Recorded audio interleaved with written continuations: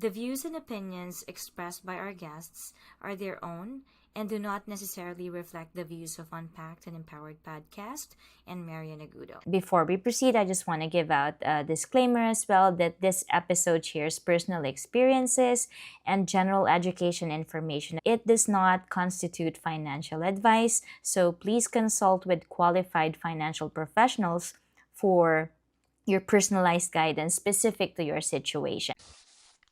Welcome back to Unpacked and Empowered Finances, the podcast where we dive deep into the real financial journeys of immigrants and newcomers building their dreams in Canada. I'm Marianne, and today we're exploring a story that perfectly captures the entrepreneurial spirit that so many of you carry within. Picture this: you arrive in Canada with advanced degrees, multiple languages, and years of professional experience, and now you're ready to turn those assets into opportunities in your new home. Yes, every newcomer faces the journey of building credit and navigating new systems. But what if these challenges become the stepping stones to something extraordinary?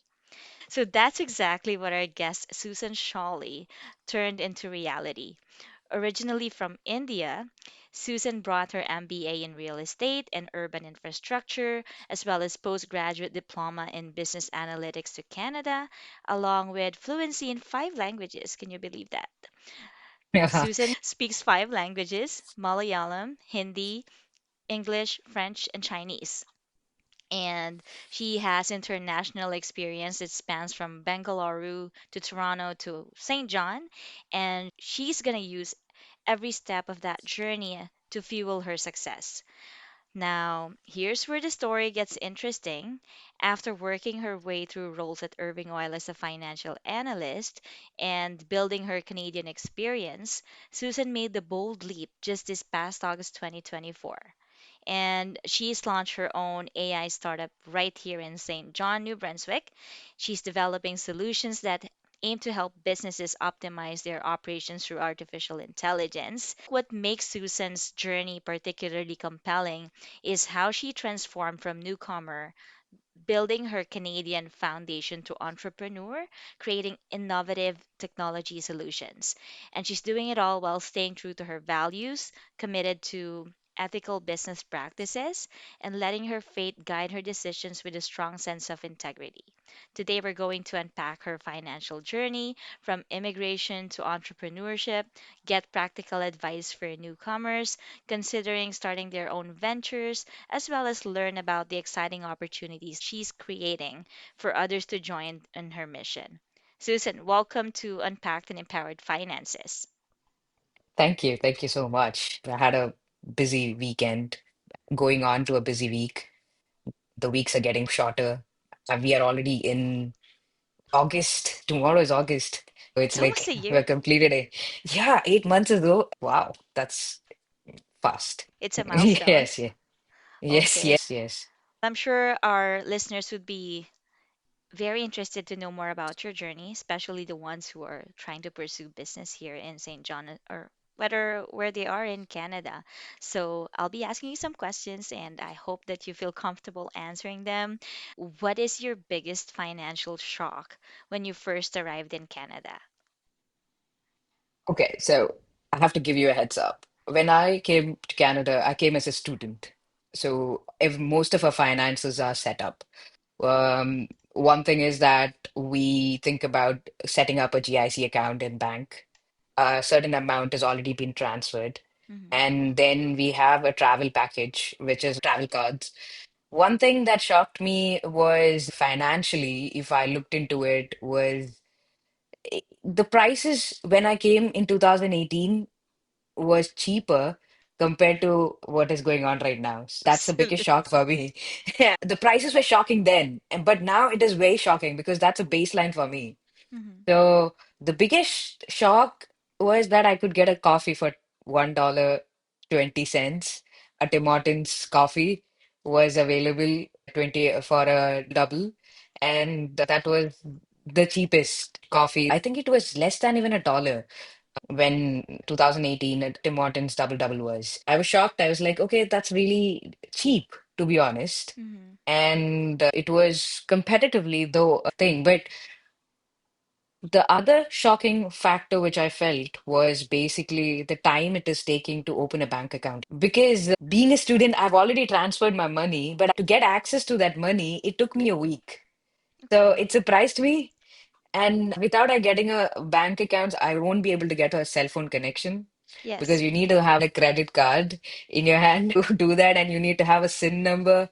So all this process, and you have to go to SIN and then come back. That was a financial shock too, which for the money which I actually paid for is like, ah, okay, taking Wait time. a minute. I'm kind of confused. You set this up before you arrived, and then when you Yes, arrived, you can't access it for the first week? Is that what I'm getting? yes. And Okay. you can't access it for the first week because you have to go get a SIN, Service Right. Canada for that. And Service Canada has to give you a number. So everything till then runs on your cash. So we come with cash in our hand, right? Since we don't have bank access, everything comes in your hand, cash. I've got wonderful parents who supported me. Even today, they're supporting me. Without them, it wouldn't have been possible.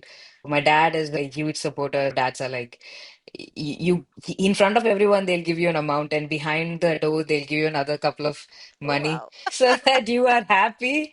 You give it to your kids, right? I would do the same to my kids too. You feel like, okay, what if something becomes less? What if Yes. so? My dad is somebody who thought that way. So he gave little extra bucks. I was really happy. I was really content. This cash was very useful because of this 1 week of waiting. You Mhm. have to pay for your rent. You have to find a rental space to Yes. live. Major problem when you're especially coming as a student, if you've not taken a dormitory stay or anything, you have to find your own accommodations. Okay, because you found something that's outside the university accommodation, not like the actual. Yes. Okay. Yeah. So because it gets filled up fast. So all this is taking time, and for this money required, which took time, which shocked me.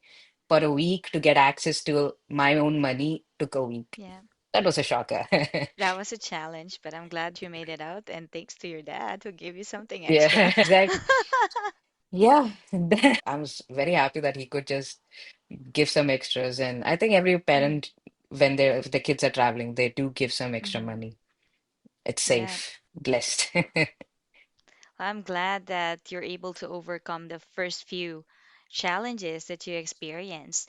Now, many newcomers underestimate financial challenges of starting over. What would you tell somebody who's preparing to immigrate about the real costs? Because of your experience, what would you tell them before coming? Are you sure that you want to come here? First question, because you're actually transferring whole yourself to Yes. another nation and you have to begin from zero. Currently, you have a inheritance in your land and you are quite comfortable. If you are up to the challenge, take up the challenge. It's a wonderful challenge to take up. So first thing you check is where you want to go to. If you're coming to Canada, mostly everyone goes to Toronto or Vancouver or Montreal based on their French and their occupations. So many people who immigrate to Canada are different. The purpose for me was to explore the Northern American region, which I was very fascinated about very since very young age, thanks to the American movies and the music culture. Most of the young Indians who grew up with me had a passion for going and visiting US and Canada and checking out. So that dream was very youngly planted in my heart. I wanted to study something advanced. I have always heard about the North American education system is quite different compared, and the business model is business studies are different compared to other nations. So I thought, okay, and Canada was easy to come in, and I chose Ontario. And Hmm. in Ontario, I chose Kingston as a spot where I wanted to come. And the I didn't specifically choose like from a globe. I was sitting and rotating it, and then I was like, okay, I'll go to Kingston. No, that was not the way. But yeah, we did that. And then when I came here, I studied business analytics. So that was my intention as a student when I came Hmm. and got a part-time job, started working off. And I was like, student is a very good way to come in. Hmm. if you're immigrating with your family, if you're coming. There are major costs like house, transportation. Yes. My cousin came with us, his family. He came 1 year after I came to Canada with his wife and a daughter. And the first thing he had to do was find a house for himself, transfer money, and he wanted to ask where this house and everything is. Unfortunately, I was in Kingston and he was looking in Toronto. I was able to call this person, talk to the landlord, because somebody was already there for my cousin, inquire about the property Mm-hmm. and what is the range and everything. So that's one blessing relatives Yeah, make of them. Make 100% use of the relatives because they I know did that. and they will tell you things and the methods. Relatives will tell you everything if you're coming with your family. So he made me do that, called it, made the banking transactions and everything comfortable so that he and his family could come. Once they came in, they started doing their paperwork. So Service Canada and Service Ontario or Service New Brunswick. If you're coming to New Brunswick, Service Canada, Service New Brunswick, major places to go as first immigrant the moment you come in to get your Mm-hmm. licenses and get your paperwork, medical, and all those activities because it takes time for these paperworks to complete. And in case of emergency, second thing you have to focus is your health. So keep all this paperwork ready, so that if you're coming with your family, kids can fall sick anytime. And proper paperwork helps it to go in emergency and take care of them. And the other thing is then look for jobs. When you're looking for jobs, it's a tight market, and they'll always tell you need a Canadian experience when Mm-hmm. you are. Other thing, what my cousin did was both my cousin and his wife did was they both are lawyers back in India. So, they studied the same system, but in a different region because both are under the Commonwealth. India was under Commonwealth, in Canada still is. So the Right. laws are similar in understanding. They did bar exams here. Meanwhile, they were studying and also did immigration exam because they're lawyers. They wanted to do immigration consultation too for people. Mm-hmm. So that is the direction they choose. Always have an idea if you're a profession, what direction do you want to choose? If you're going in finance or if you're going in law, if you're going to be a doctor, if you're nurse, okay, this is then my direction to go in. Without direction, don't come Mm-hmm. So, like, because initially have a long-term plan. goal in mind that you're gonna do Yeah. once you're yeah. Yes. See, if they had come without any purpose or goal in their head, it wouldn't have benefited them because they're like, what is the benefit of the whole family being rebooted to another land? There is always a conversation me and him have, and I say, you know what, we both have a different experience. I came as a student and you came as a family. It is a completely different experience. But I could see it and I saw this is what their direction was. Yeah. Yeah, it's good to hear your perspective because we totally have different experiences, and I've shared mine in the past few episodes, so our listeners can go back to that. I'm Yeah. glad to hear about your experience as well as your cousin. Now, let's talk credit history. So that's Hmm. always the classic newcomer challenge. How was it for Yes. you? Okay. Credit history, I only came to know after I got a credit card. You get a credit card for $1,000, your credit history starts. How you use it and how you repay it is how your credit score increases. Now, sometimes I wonder why isn't my score increasing? And now I've not investigated too much on it, but credit score matters a lot here for mortgages, Mm-hmm. to get personal loans, and to start like even car like personal loans like car loans, etc. You need good credit rating. Even though I've heard people saying, even if you have a bad credit rating, I'll get you cars, this, that. But you have to understand when they give you such kind of a deal, there is higher interest rate on it. Yeah. That is something I have noticed also. You can increase your credit rate, right? It decreases and it increases. The other part of doing credit rate increases by using tax saving schemes and doing proper repayment of your credit cards on time. Mm-hmm. If you take $100, repay $100. Also, this is the YouTube trick I learned because I was going through it, and they said one of the finance person said this that if you overpay your credit card is also good. That way, they are actually owing you interest. So that is also one way you can make money if you are interested. Many people don't know this particular feature because I don't think banks are open about it. I just heard it. Now I have to go and check about this too, but I'm I'll pretty sure check this on is there. that. Please do. Okay. So you came here as a student, so you were a newcomer, and now you founded DeepSync Labs. Walk us through that financial journey. How did you go from because the first few months you called the survival mode to investment mode because you're starting a business? DeepSync is an R&D company focusing on computer vision and edge technologies. Um, this idea, when it came into my head and when I started visionizing myself doing it, it's something that I am passionate about because I like cameras and lenses and artificial intelligence. And this is the best way I could actually utilize them. When I am solving a problem which is giving vision to AI. Right now, AI is limited only to text. So this idea came in, and when I started idealizing this particular thought, and it's the first stage of business when you're working on your ideas. When you are working on your ideas, you're working, researching lots of factors and everything. It took me a year, oh no, almost a year, no, almost 10 months to register my company because I was still in thoughts and decisions. Because this is when you start a business, you're starting something that is a permanent mark and milestone in your life. Mm-hmm. So you're taking the risk, you're taking the understanding about what's going to happen. You have to have a knowledge, you're investing in yourself. When I started going into this decision, it was not the survival mode that kicked in. Right now, survival mode has kicked in. Till Okay. then, it was a breeding incubation period, mostly research and understanding. Right now, when the survival mode is kicked in, it's like when you have zero cash in your hand, right? Because you're putting all your money and time into something and trying to reach out to people, telling them this is the product that we're trying to sell. I knew this was going to happen. Mm-hmm. And on an average, when a startup is started, there would be at least couple of failures and couple of exits. Many project would be they start with an exit idea.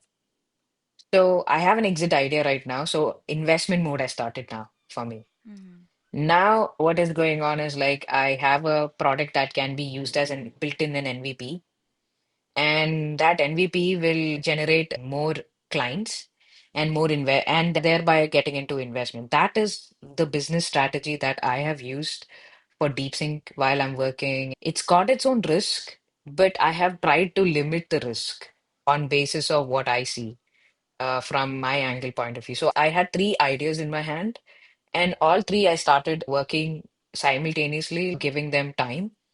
Monday, Tuesday, I would work on this idea. Wednesday, Thursday, this, and Friday, I'll work on this. Saturday, Sunday, I'll take a break You broke it and down. do what I needed. Yeah, so I did that and then pushed all three ideas out in the market to people. This is the ideas I have. I want to build this, and this is the project cost. This is what is going to happen. So one of them got clicked. Now that is how I want to proceed. So the survival mode started maybe 2 months ago, and it's still going on. You survive on your own money. You have to Mm-hmm. ask your parents money.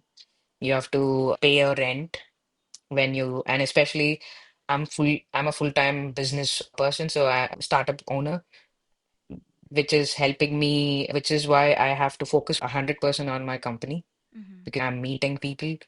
I am invested. I'm not working for anyone else. I'm working for me. So my money comes from my parents.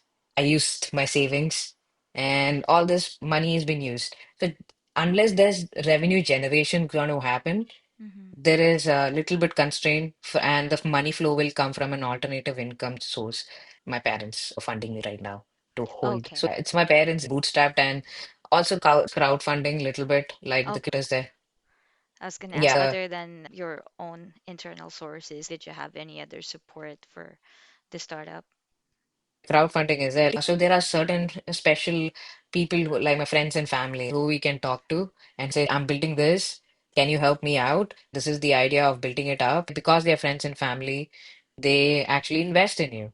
I'm very glad I'm around the St. John Malayali community, very strong community and very amazing segment of people, supportive and very understanding. We have a couple of good leaders in that community too, which is totally helping me basically. So I have to Mhm. give them gratitude, and I'm pretty sure they're helping others too.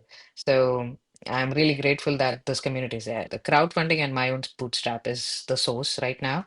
We are going for funds from government, Mhm. grants, because it's a startup. Make sure you have all your paperwork documented. It'll be useful. Yeah, absolutely. Given that you've already shared how you fund your business, how everything went well when it comes to finances for the startup, what financial mistakes do you see newcomer entrepreneurs are making? Newcomer entrepreneurs are making. Yeah. I- So Have you done some mistakes that you would advise someone to avoid?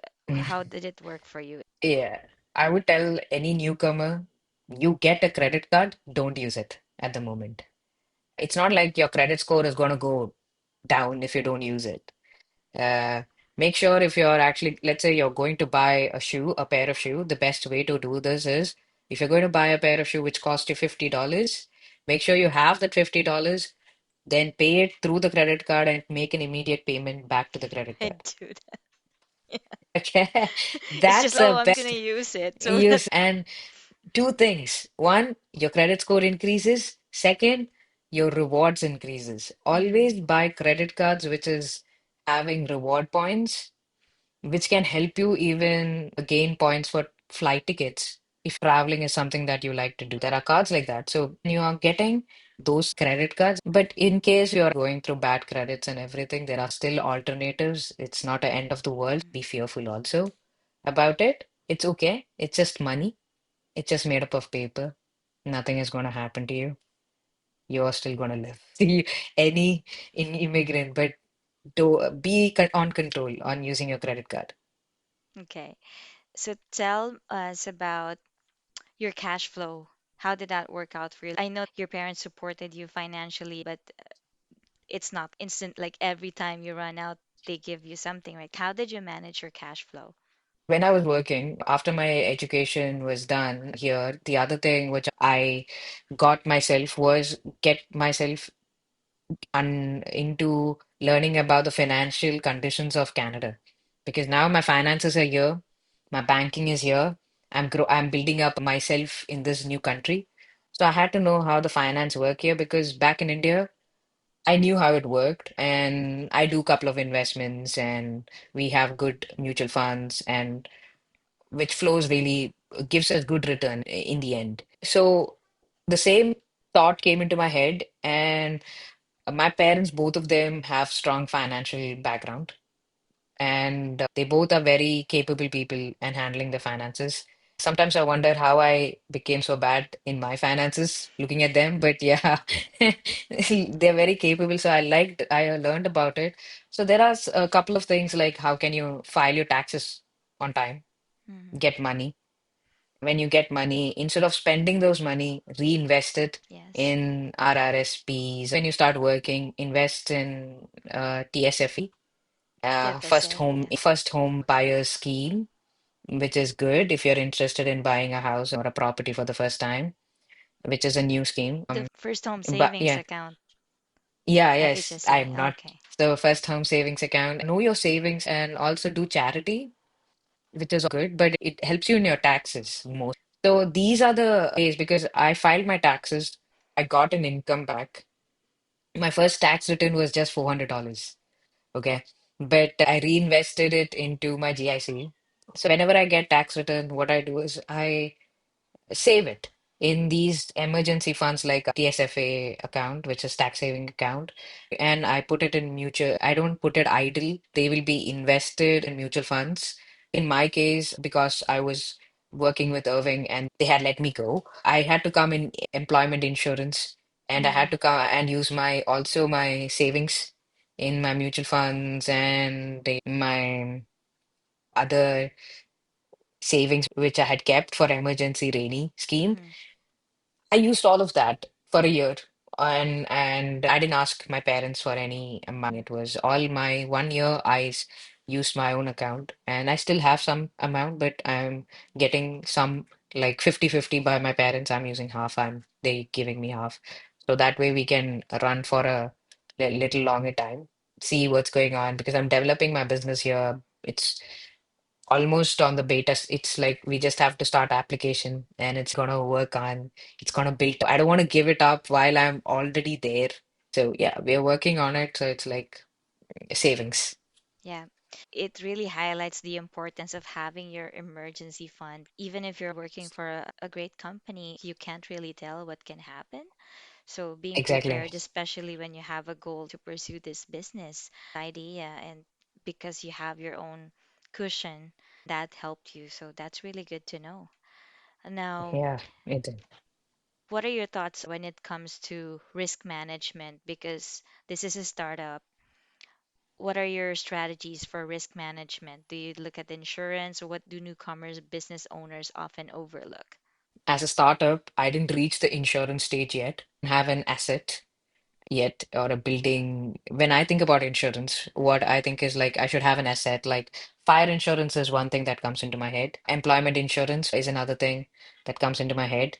I don't have employment insurance, but my company is incorporated. It has the capability to employ employees and later on set up for that.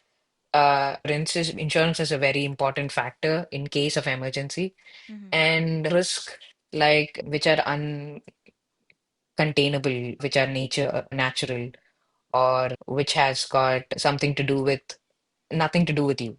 Yeah. That sort of a risk cannot be eliminated. So for that, insurance is important. And what it covers and understand what sort of insurance you're using. It gives a guarantee that you get some sort of money back when Hmm. you are in a startup. That's the because you lose something, you want money, right? So as a startup, I thought about it because I have a long-term goal with my company. I want to build it up. I want to have more employees. I want to run this business efficiently. So with that in my head, I did think about insurance. And most of my friends and family here in St. John, they are into either traditional businesses, buying a shop, Okay. or and putting themselves into it, or involving themselves as a real estate agent and starting their own self-employment, such offering such services. And or that is the two segments that I have seen here Hmm. mostly. And when I look at that, I see that traditional businesses are supposed to have certain insurances.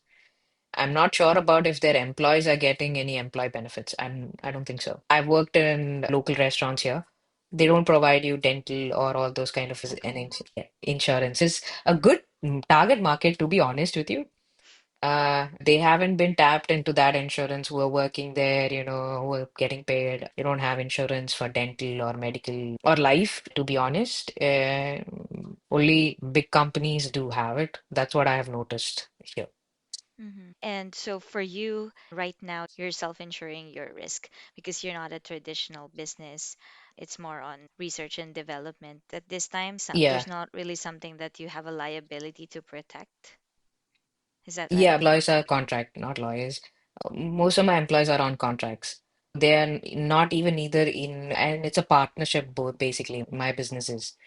So we are collaborating with certain AI companies, and together we are building a product which we are selling. That's how it's going on. I have an insurance of my own. I did take an insurance, and I think it's still going on.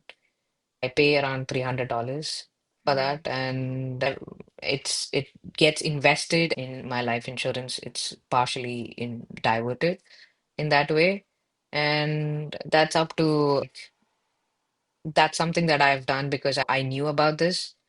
So I would recommend families who have a regular income and regular process in their hand to invest in life insurances for themselves, and especially have a good financial advisor. Hire a good one, keep one in your, if you can retain one, good for you, sort of a thing. Like a lawyer, a financial advisor is important.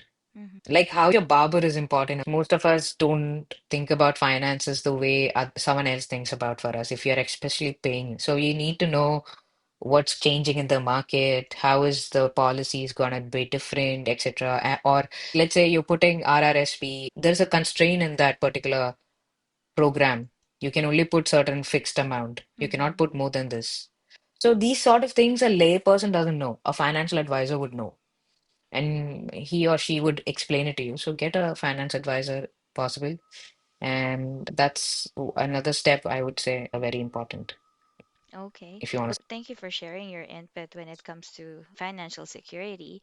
Now, I want to talk about DeepSync Labs. Tell us more about it. Is that AI event? This what it's called that you did? I went. Yeah. So tell us about DeepSync Labs and who should pay attention to it. DeepSync Lab is, like I said, an R&D company which is focused on AI automation, and we are using computer vision and edge AI. And Ivan is a platform for automating your retail store, which helps you to manage your inventory system and your stock system and shelving. So basically, it helps your whole store it'll manage the health system of your store to know if you're, so if who wants to focus on it, any small and medium scale retailers, warehouse owners can reach out to us. And if they want AI and computer technology to be used, Ivan can be helpful for you to run your business in a smarter, efficient, and less time consuming way. And I understand you're looking for team members and volunteers. What opportunities do you have available? I'm looking for team members who are computer engineers and from businesses who are good in marketing and sales and who are good in computer vision, in computer engineering, who are good to use softwares like RoboFlow. And I start identifying and coding and develop this particular platform because I'm doing the same thing. So I'm looking for people to join me to build a team Mm-hmm. which can be used for this particular thing. And it's a subscription model. And it's an amazing platform where you're going in deep of machine learning. You are learning how a machine understands customers and how starts evaluating and how we can actually help ourselves being efficient in it. So if you are thinking this is a problem, this is a very good opportunity to play around in computer vision, join my team. Absolutely. Yeah. So tell us where to reach you so they can get involved with DeepSync. Yeah, definitely. I have a LinkedIn. We have a website, DeepSync Labs. If you check it online, you will see the first page would be DeepSync Lab. And you can also reach out to me in LinkedIn and I can pass on my LinkedIn message. And my business is right now in 29 Wellington Row. So that's another place you can reach out to me. Perfect. I'll also add that in the show notes so that people know how to reach you and get involved. What's one piece of financial advice you wish you'd known as a newcomer? Credit cards, don't use it. Don't use credit cards if you do not know how to use it. So Can affect your credit score. use it when you can pay it. Is that what you're getting Yes, at? use it and pay it. Do Yes. not leave it idle. Mm-hmm. Okay. Thank you. It was very fun speaking to you today, Susan, and knowing more Yeah. about your vision for Deep Sync Labs. Thank you so much for taking time with me and letting me know about this. And thank you for involving me to your podcast. I was looking forward for it, Mariana, and it took time, but I was very happy to join your podcast. Thank you. Have a great day, Susan.